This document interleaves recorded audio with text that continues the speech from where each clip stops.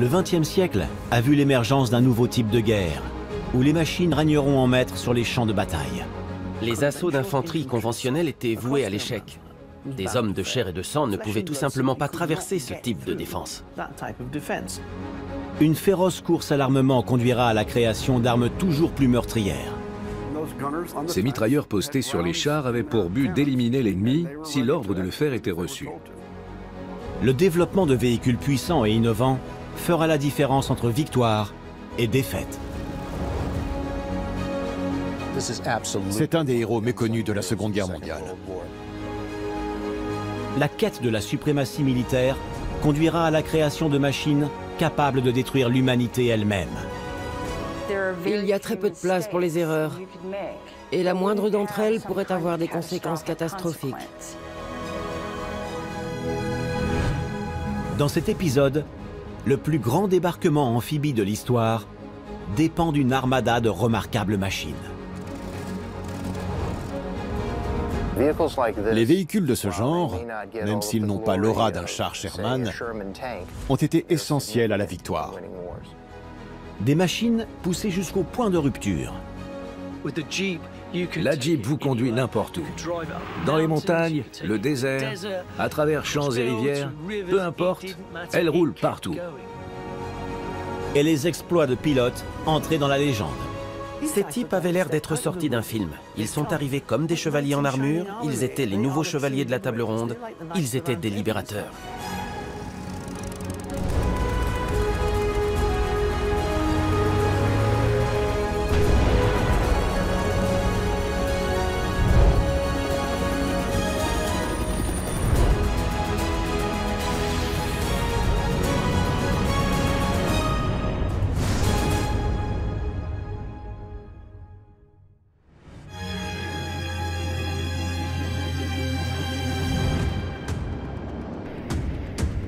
« 6 juin 1944, le jour J.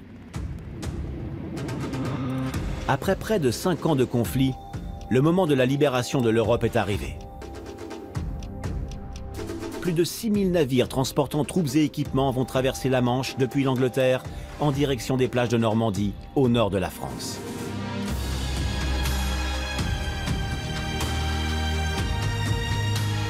Le jour J est la plus grande opération amphibie jamais organisée. L'échelle est vraiment époustouflante. À la fin de la première journée de débarquement, 80 km de plage sont sécurisés. Mais la victoire se gagnera sur le long terme, pas sur une opération seulement. 100 000 hommes ont débarqué le premier jour. Puis, pour fournir un renfort, une immense réserve de troupes le deuxième, troisième, quatrième, cinquième jour. Et ainsi de suite pour continuer la bataille de Normandie. C'était énorme. La Grande-Bretagne, les États-Unis et leurs alliés vont se battre contre un redoutable ennemi. Après le jour J, la poussée des Alliés vers l'Allemagne va tester à la fois les troupes et les machines.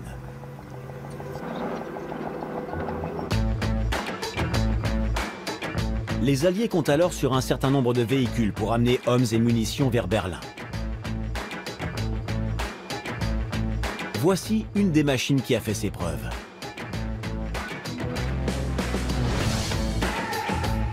Le DUKW, affectueusement surnommé Duck par les GI.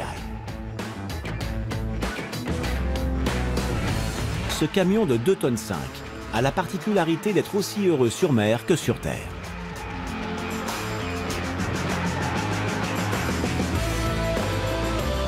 Cet ingénieux véhicule a été conçu pour surmonter un problème qui se posait depuis des siècles aux armées, la livraison de troupes et de fournitures sur les plages ennemies.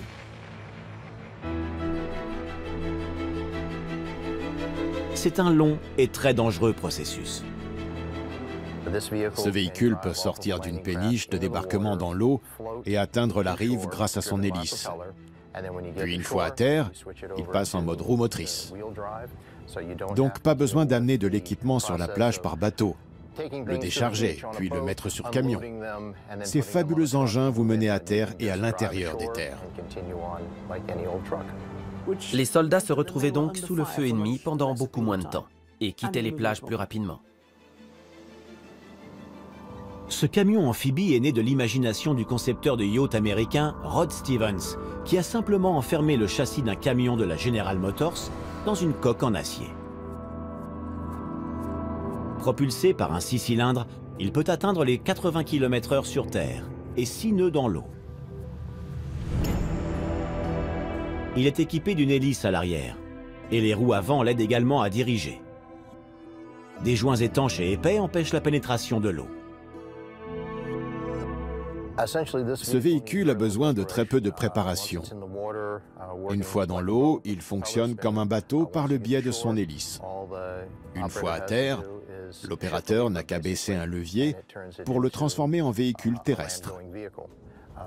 L'hélice cesse alors de tourner et les roues entrent en mouvement.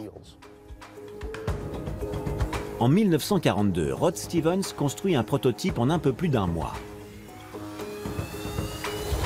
On lui donne alors les codes lettres D pour 1942, U pour amphibie, K pour roue avant motrice et W pour roue arrière motrice. Mais le travail rapide de Stevens ne servira alors à rien, car l'armée américaine se montre peu intéressée par cet étrange vaisseau. Puis, au printemps 1942, un navire des gardes-côtes s'échoue au large de Cap Cod. Le navire et son équipage semblent condamnés. Jusqu'à ce qu'un DUKW entre en jeu. En 10 minutes seulement, celui-ci atteint le navire sinistré et sauve la vie de tous à bord. Le président Roosevelt va entendre parler du sauvetage et effectuer une gigantesque commande. 20 000 de ces engins seront construits entre 1942 et 1945.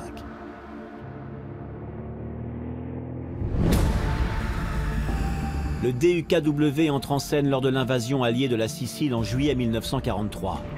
Les forces américaines, canadiennes et britanniques tentent alors d'éliminer l'Italie de la guerre.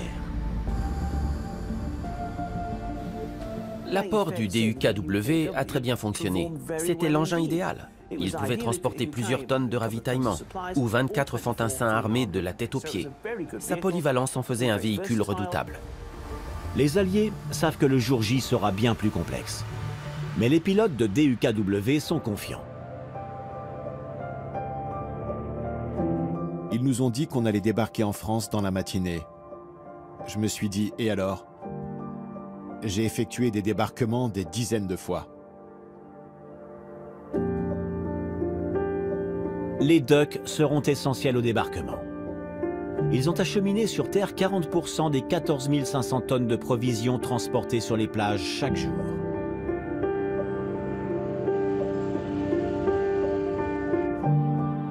Dès qu'on a touché terre, on a pris notre service. On n'avait pas dormi depuis plus de 24 heures. Mais ça n'avait pas d'importance. Nos gars avaient un besoin urgent de nourriture et de munitions. Les troupes britanniques, canadiennes, américaines et leurs alliés avancent lentement à travers la Normandie, car ils ont en face un redoutable ennemi. Les Allemands se battent bec et ongles pour défendre leur position. Ils réalisent que chaque mètre pris par les Alliés est un mètre plus près de Berlin. Les combats ont été sanglants. La machine de guerre nazie est enclenchée et va mettre à l'épreuve l'ingéniosité alliée. Pour libérer l'Europe, il était vital de disposer de véhicules robustes, fiables, faciles à entretenir et en abondance. Les Ducks proposent des caractéristiques innovatrices qui leur permettent de s'adapter à plusieurs types de terrain. Ils sont capables de rouler sur sable et sur route, mais cela nécessitait un changement manuel de la pression des pneus, ce qui implique un certain danger pour les conducteurs.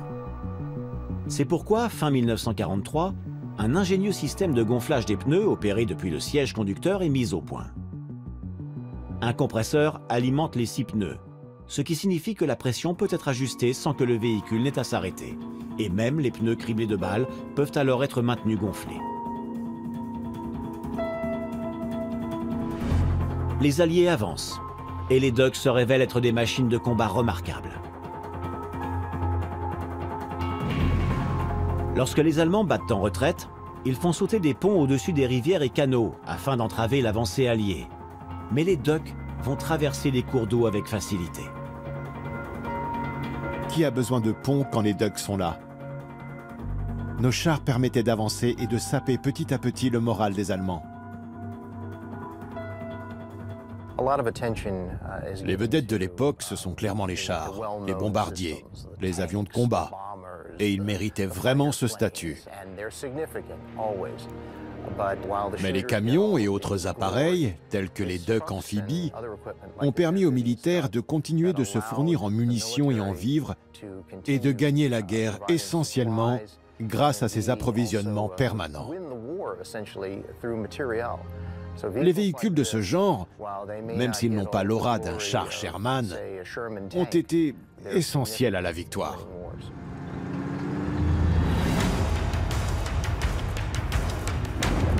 Pour permettre aux Alliés d'atteindre leur objectif sur l'Allemagne nazie et de s'assurer la victoire, les troupes au sol ont besoin d'un véhicule rapide et léger. C'est le véhicule tout-terrain idéal. Il peut être utilisé comme plateforme d'armes s'il est monté de mitrailleuses. La Jeep vous conduit n'importe où. Dans les montagnes, le désert, à travers champs et rivières, peu importe, elle roule partout. Cet emblématique véhicule sera mis à l'épreuve au cours d'opérations parmi les plus dangereuses de la Seconde Guerre mondiale.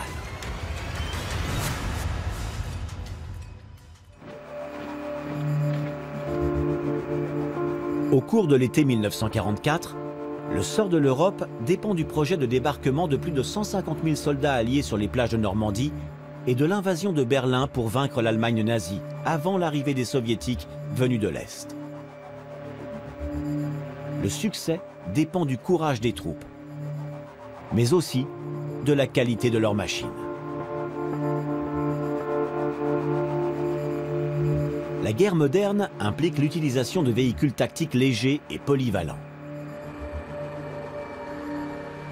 Les Allemands disposent alors de la Kübelwagen.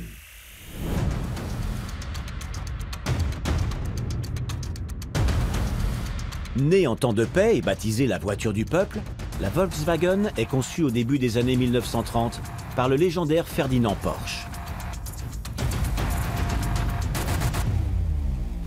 Afin de répondre aux directives de l'armée allemande, Porsche redessine son véhicule pour le transformer en machine de combat.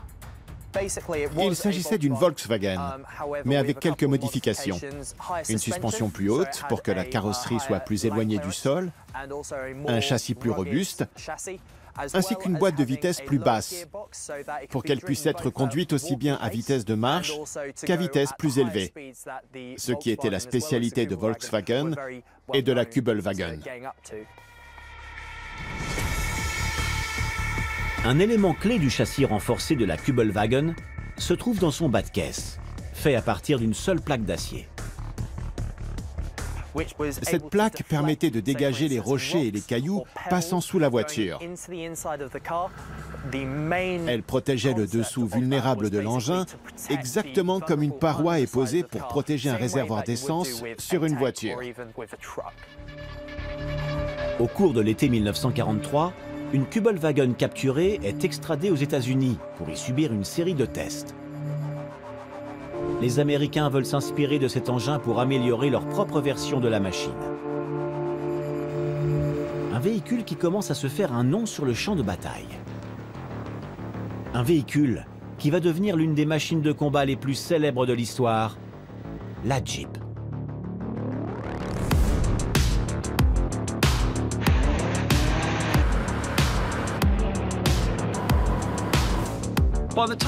Au moment du jour J, la Jeep a déjà fait ses preuves au combat. Elle a été utilisée en Afrique du Nord et en Italie, et son point fort, c'est de résister aux soldats. Ils avaient la très mauvaise habitude et la réputation de tout casser. Et sa robustesse était la clé d'une bonne conception militaire. Donc utilitaire et à peu près incassable, la Jeep répondait à toutes les demandes. Juillet 1940.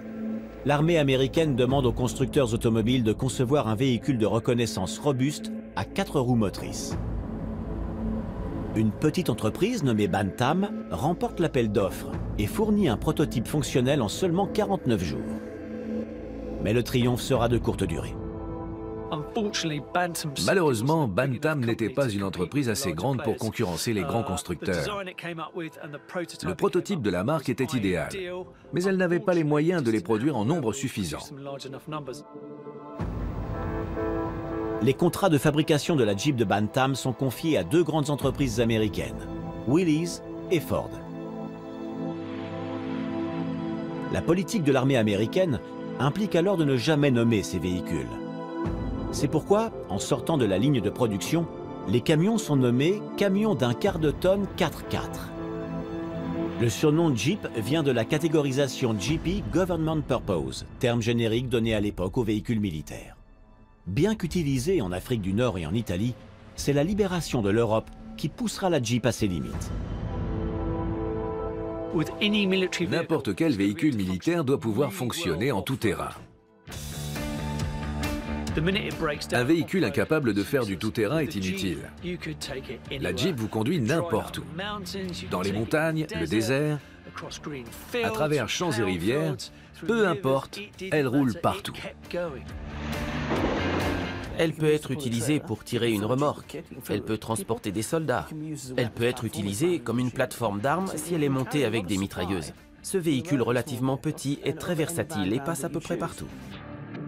Les Jeeps servent aussi à répandre de la fumée pour tromper l'ennemi, à transporter les blessés, mais aussi les hauts dignitaires visitant le champ de bataille, tels que le roi George VI et le président Roosevelt.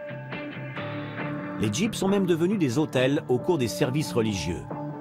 Et quand on a demandé aux vedettes de cinéma de promouvoir les obligations de guerre, c'est à bord de la Jeep qu'elles le feront.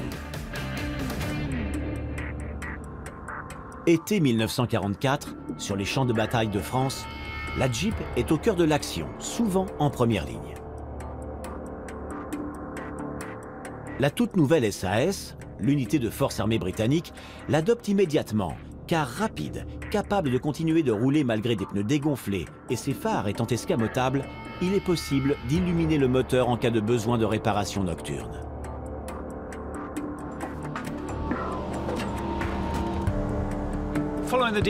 Suite au débarquement, la Jeep a servi pour à peu près tout. Elle est utilisée pour les raids des SAS, pour détruire des ponts. Elles ont servi à soutenir la résistance française et ont sillonné les quatre coins de la France. La Jeep fera preuve d'une étonnante polyvalence. Au cours des raids menés par les SAS, elles seront transportées par avion. Une Jeep est compacte, relativement légère, et se glisse très bien dans un avion. L'avion atterrit, les portes s'ouvrent, vous appuyez sur le démarreur, vous sortez la Jeep et c'est parti. En août 1944, les Allemands ont perdu le contrôle d'une majeure partie de la Normandie. Le SAS va concevoir un plan pour bloquer les unités ennemies qui battent en retraite à travers la ligne Paris-Orléans. L'opération Wallace est née. L'opération Wallace a pour but de perturber les communications ennemies et de soutenir la résistance. La clé de cette mission résidait dans la vitesse et évidemment, la Jeep a permis au SAS de s'infiltrer à travers les lignes ennemies composées d'Allemands battant en retraite. Le simple fait de voir des véhicules ennemis se déplacer rapidement derrière leurs propres lignes a beaucoup contribué à déstabiliser la défense allemande.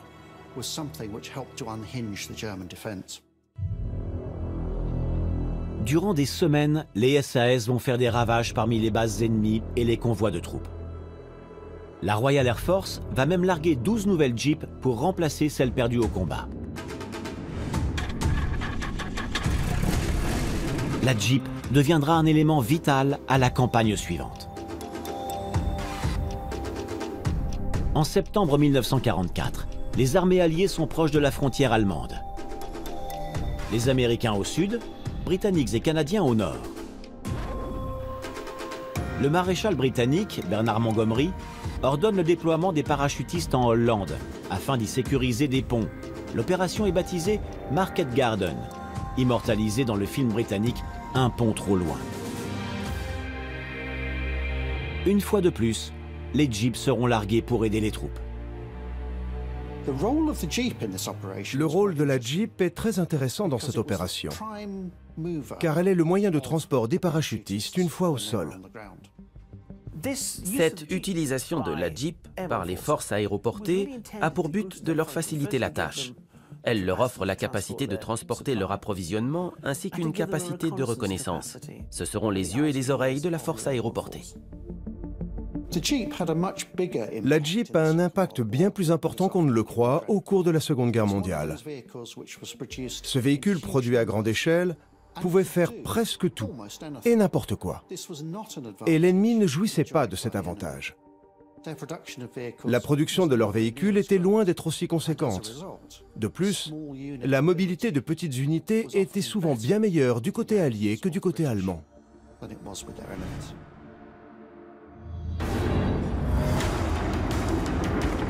Pour les peuples d'Europe occupée, un véhicule en particulier va représenter une liberté durement acquise.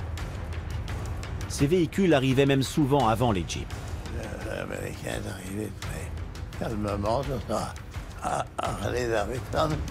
Ces types avaient l'air d'être sortis d'un film. Ils sont arrivés comme des chevaliers en armure, les nouveaux chevaliers de la table ronde. Dans un village en particulier, une Harley-Davidson et son cavalier deviendront des héros.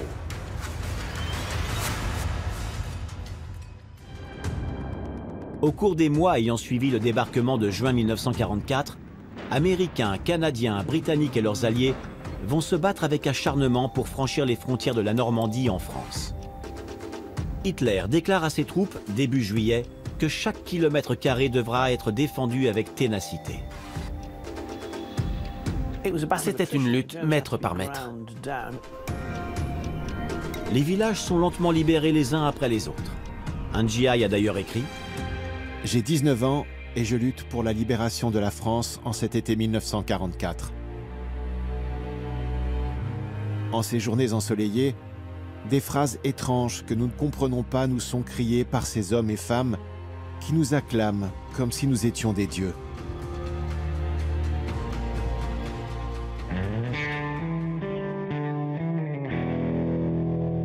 Devant les chars et les troupes alliées se trouvent des unités de reconnaissance chevauchant des machines qui, plus que tout autre, vont symboliser la libération à venir. Un symbole de liberté. L'emblématique Harley-Davidson WLA. Dans les années 30, les unités de reconnaissance de l'armée américaine sont encore liées aux chevaux. Mais à la fin des années 30, suite à la mécanisation globale, des solutions seront cherchées pour remplacer les chevaux par des véhicules à moteur.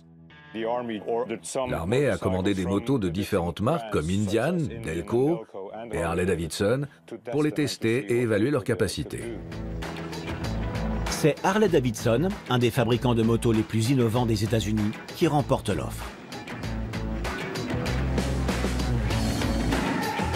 Plus de 90 000 WLA seront produites entre 1942 et 1945.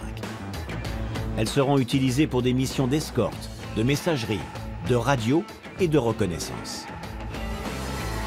La WLA a l'avantage d'être fiable et facile à entretenir.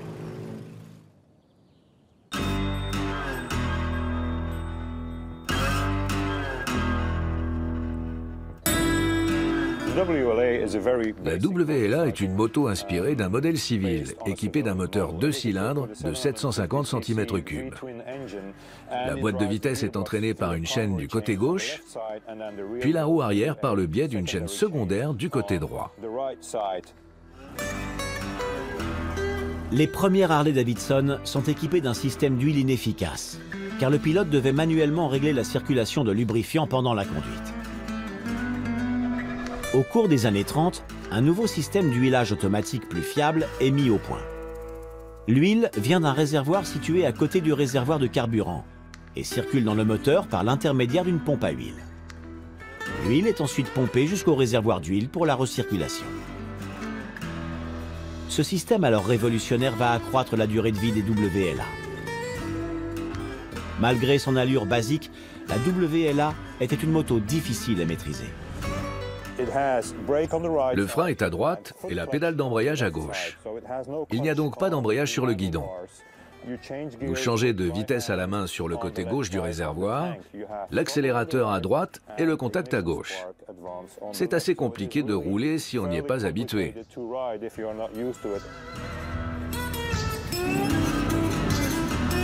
Mais les pilotes de Harley aimaient leur véhicule, car fiable, facile à entretenir et idéal pour le combat.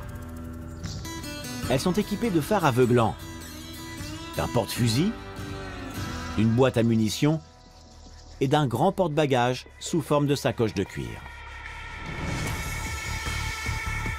L'armée allemande disposait de sa propre moto, la BMW R75.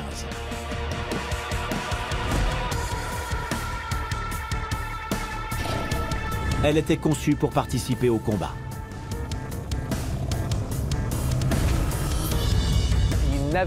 Jamais une armée n'a employé autant de motos que l'armée allemande.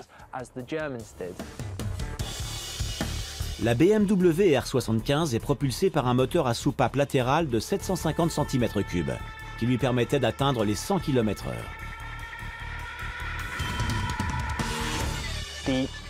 La moto est conçue pour transporter 3 hommes, une mitrailleuse et 2 fusils.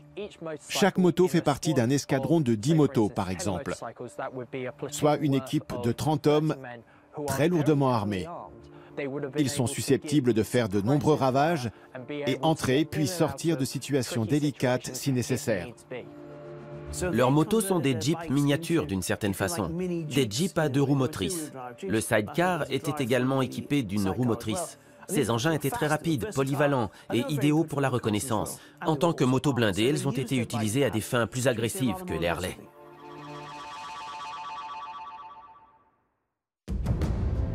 L'armée américaine avance à travers l'Europe au cours de l'été et de l'automne 1944. Et la Harley WLA va assumer un nouveau rôle vital et dangereux. Les éclaireurs à la tête des colonnes de l'armée ne sont pas aussi bien armés que leurs homologues allemands. Ils se voient pourtant confier la tâche de rechercher les positions ennemies et de communiquer ces renseignements par radio.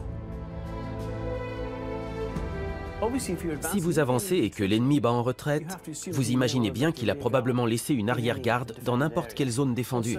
Il se peut aussi qu'il ait piégé ces zones. Les Allemands étaient très doués pour ça. Il était donc vital de faire passer des forces de reconnaissance avant d'amener le reste des formations blindées pour que l'ennemi ne crée pas de mauvaises surprises.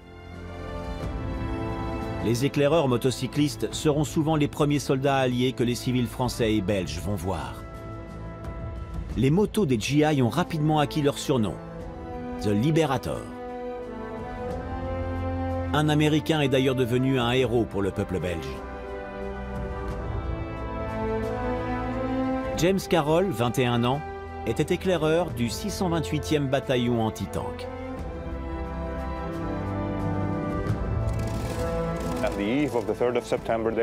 À la veille du 3 septembre, le bataillon se trouve dans les bois de Condé, un petit village de la frontière franco-belge. Carroll est envoyé en reconnaissance en Belgique pour voir si des troupes allemandes se trouvent encore dans les villages environnants.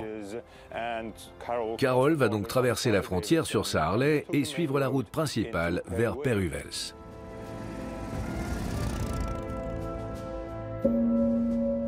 Peruvels est une petite ville belge sous occupation nazie depuis 4 ans. Donc les Allemands étaient très méchants et cherchaient à nous prendre si nous faisions la moindre chose qui n'était pas tout à fait dans les règles. Les hommes étaient appelés et les embarqués. Le lendemain matin, oui. C'était affreux. Le matin du 3 septembre 1944, James Carroll entre dans Peruvels et gare sa moto près de l'église de la ville. Le prêtre va lui apprendre que les Allemands sont sur le point de quitter les lieux.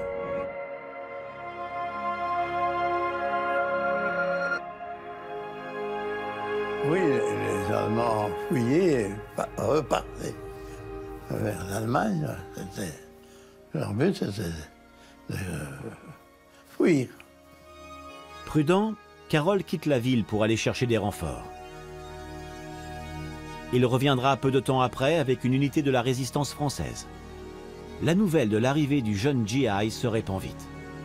J'étais chez moi, mes parents, et quand j'ai entendu les cloches tinter à Sudbury, et on a crié que les Américains arrivaient. Alors, tout le monde était en folie, vraiment. L'Américain est arrivé très calmement sur sa Harley Davidson. Tout le monde l'a félicité, elle l'a embrassé. C'était merveilleux.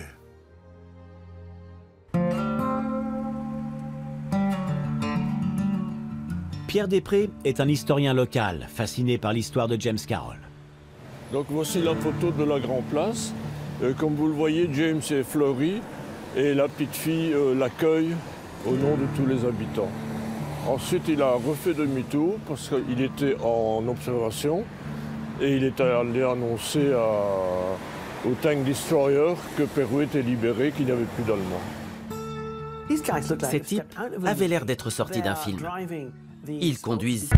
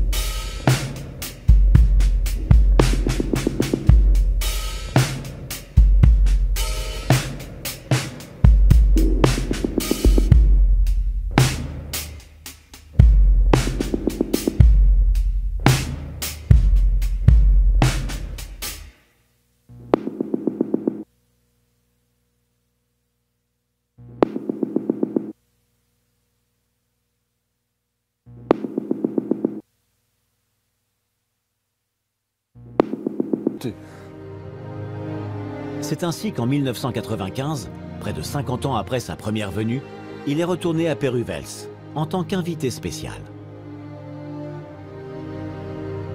Quand je l'ai revu, effectivement, ça nous a... on était plusieurs, nous étions des anciens combattants. Enfin, et bien sûr, ça nous a remémoré tout ce qu'il a fait. C'est vraiment héroïque. Beaucoup de gens étaient là, surtout pour voir le vétéran. Et nous avions à l'époque uniquement un convoi de véhicules américains, anglais. James Carroll est revenu à Péruvels les 5 années suivantes. Ben, disons, moi je le considérais un peu comme le grand-père de la famille. Hein. Il faisait partie de la famille. Et alors je me souviens toujours la dernière fois qu'il est venu, il avait, disons, chaque fois qu'il revenait, chaque fois en uniforme. Et puis je le vois encore sa valise ouverte en me disant je ne saurais pas le mettre, je vais te le laisser. Donc il nous a laissé son uniforme en se doutant très bien qu'il ne reviendrait plus. Hein. En juin 2005, James Carroll décède chez lui aux États-Unis. 4 ans plus tard, une statue est érigée par le peuple belge, en hommage à tous les pilotes de Harley-Davidson qui les ont libérés au cours des mois qui ont suivi le jour J. Leurs exploits et leurs emblématiques machines ne seront jamais oubliés.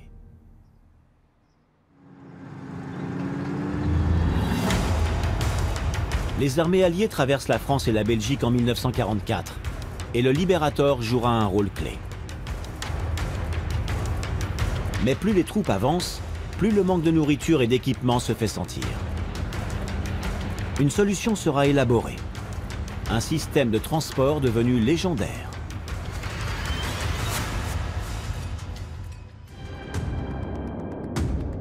Les troupes britanniques, canadiennes, américaines et leurs alliés se battent avec acharnement pour libérer l'Europe en 1944 et 1945 et s'appuient sur une série de machines remarquables. Du véhicule amphibie DUKW à la Jeep, en passant par la Harley-Davidson WLA. Et dans l'ombre se trouve un autre héros méconnu, un véhicule qui allait aider les Alliés à résoudre un problème qui aurait pu s'avérer fatal.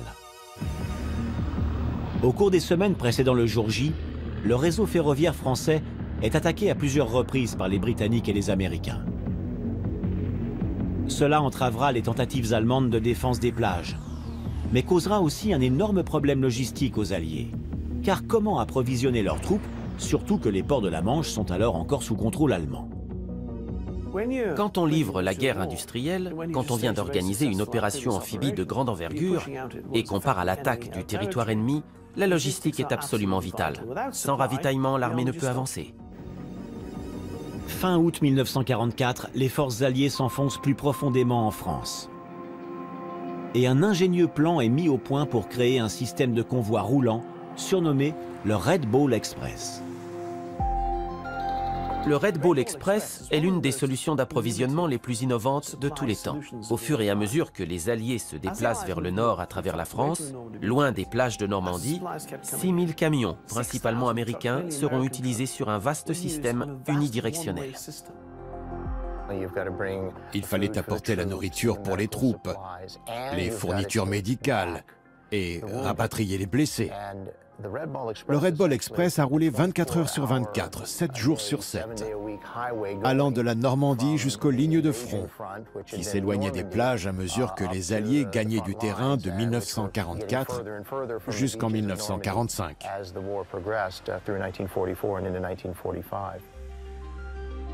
Le Red Ball Express tient son nom du célèbre service de fret rapide sur voie ferrée du 19e siècle reliant Santa Fe au Nouveau-Mexique.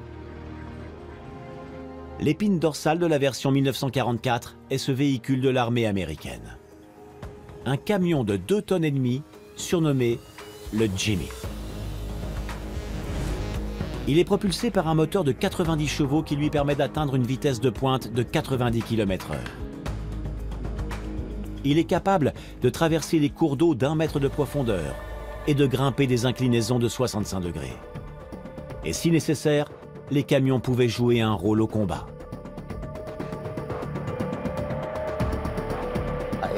Dans certains cas, ils pouvaient se trouver à proximité des lignes de front et donc des tirs ennemis. Ils étaient donc équipés d'une mitrailleuse placée au-dessus de la cabine de pilotage. Ces camions vont fournir 12 500 tonnes de nourriture, de carburant et d'équipement par jour à 28 divisions alliées.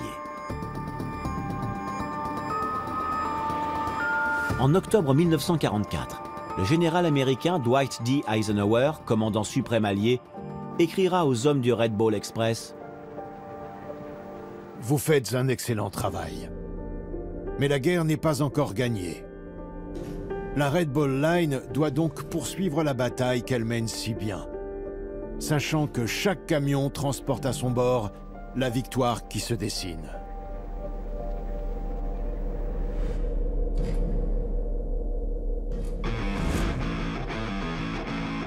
Ce camion n'est pas seulement important au niveau de l'histoire militaire américaine, il l'est aussi au niveau de son histoire sociale. La plupart des pilotes de Red Ball Express étaient afro-américains. Leur rôle a été minimisé pendant des décennies. À l'époque, très peu d'Afro-Américains étaient autorisés à servir dans les unités de combat. Mais leur contribution à la victoire a été très importante. Même s'ils n'ont jamais obtenu la même reconnaissance qu'un grand nombre de troupes qui se battaient sur le front.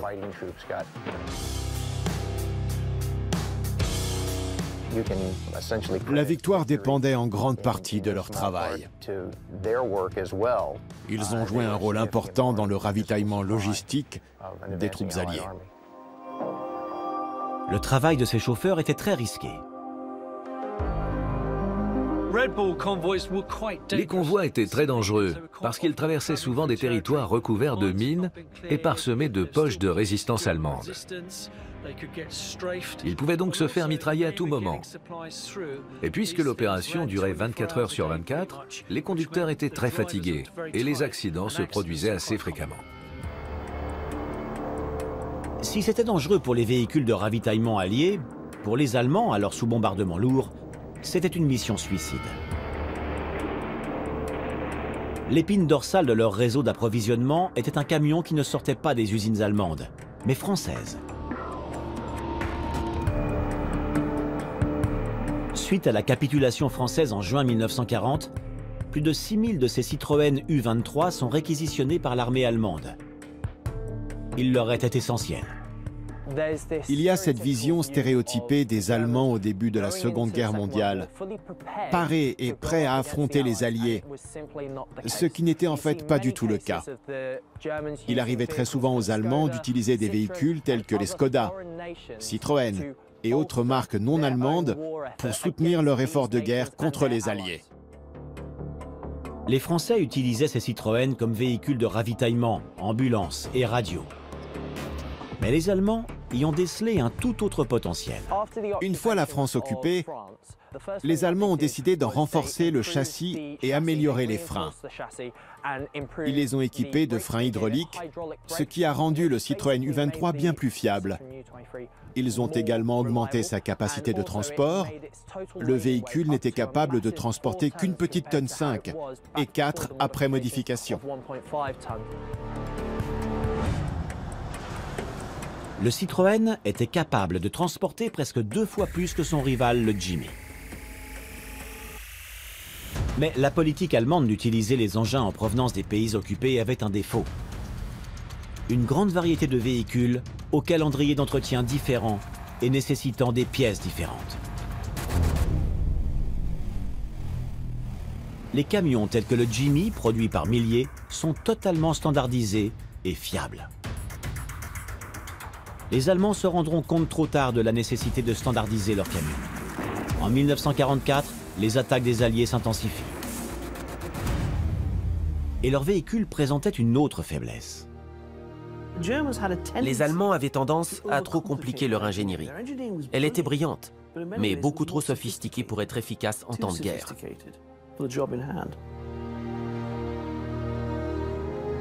Le 16 novembre 1944, les chemins de fer français sont réparés et les ports de la Manche sont ouverts le long de la ligne alliée. La décision est alors prise de mettre un terme au convoi de la Red Bull. Ce camion de 2,5 tonnes aura joué un rôle déterminant dans le conflit. À tel point que le général américain Patton le décrira comme son arme la plus importante. C'est un des héros de l'ombre de la Seconde Guerre mondiale. Nous accordons beaucoup de crédit aux chars, aux avions, aux bombardiers. Mais ces camions ont permis aux troupes d'avancer jusqu'à la victoire finale. La guerre prend fin en mai 1945. La victoire a été possible grâce à une combinaison d'héroïsme, de supériorité de puissance de feu et de machines parfaitement adaptées à l'objectif, capables de missions de reconnaissance, innovantes, puissantes et polyvalentes. Au cours des mois qui ont suivi le jour J, ces machines révolutionnaires, conçues et construites à grande vitesse, sont devenues des symboles de libération pour des millions de personnes et se sont assurées une place de choix dans l'histoire.